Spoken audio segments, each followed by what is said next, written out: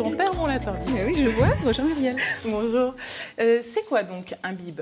Alors, le bag-in-box, appelé aussi fontaine à vin ou poche à vin, c'est, vous savez, ces cartons avec à l'intérieur une poche en plastique avec du vin rempli sous vide. Et l'avantage, c'est que vous tirez juste la quantité que vous voulez et surtout, il n'y a pas d'air qui se met entre le vin et la poche et donc pas de risque d'oxydation. C'est un vin que vous pouvez garder des semaines, voire des mois. Et ça fonctionne bien? Alors, ça fonctionne très bien. Ça a mis du temps en France. On est toujours un petit peu lent en matière de vin. Ça existe depuis à peu près les années 60. Ça a très bien marché dans les nouveaux pays producteurs de vin, l'Amérique du Nord, l'Amérique du Sud, l'Australie. Ça a bien marché auprès des consommateurs d'Europe du Nord qui en sont très friands. En France, on a préféré pendant longtemps la bouteille. Ça a changé avec finalement la réglementation française et la tolérance minimale d'alcool au volant. Du coup, en allant au restaurant, les consommateurs ont voulu plutôt du vin au verre que des bouteilles et les restaurateurs se sont rendus compte que c'était un contenant qui était intéressant. Donc, ils peuvent garder du vin longtemps, ils le tirent juste la quantité qu'ils veulent. C'est pratique pour quand il y a beaucoup de monde. Il n'y a pas de problème de goût de bouchon. Oui. C'est pas mal. On met directement au frigo, le rosé, le blanc est à bonne température. C'est moins fragile que la bouteille et enfin c'est moins cher parce que le carton c'est quand même moins cher à fabriquer que du verre. Donc ça a beaucoup intéressé les restaurateurs. Les particuliers s'y sont mis et aujourd'hui les chiffres sont assez éloquents.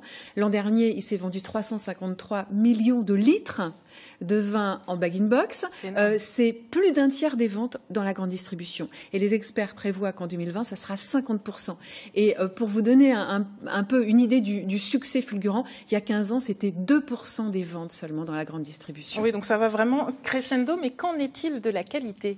Alors la qualité, elle vient avec le succès. C'est-à-dire qu'au départ, c'était plutôt des vins, ce qu'on dit d'entrée de gamme, donc des vins de cépage, des vins de pays, des vins d'appellation régionale. Aujourd'hui, la gamme s'est évidemment étoffée. Il y a de plus en plus de vins d'appellation d'origine qui sont proposés. Il y a de plus en plus de cavistes qui en proposent. Il y en a même qui se sont spécialisés en allant sélectionner des vignerons, comme ils ont fait pour les bouteilles. Ils sont allés voir des vignerons qui faisaient du vin en bag-in-box et qui proposent dans leur magasin. Il y a un concours qui existe depuis cette année. Le palmarès a été rendu la semaine dernière à Vinexpo à Bordeaux, le grand salon du vin, c'est pas rien.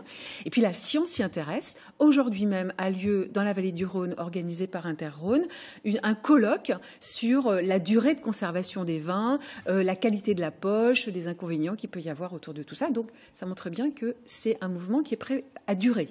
Oui, à vous écouter, c'est, j'allais dire, l'emballage de l'avenir. Mais il faut le savoir, car il y a un mais, ce mode de stockage est interdit en Alsace depuis 1972. Je ne vous apprends rien, mais je vous propose de regarder un reportage et on continue à en discuter après. Tout de suite.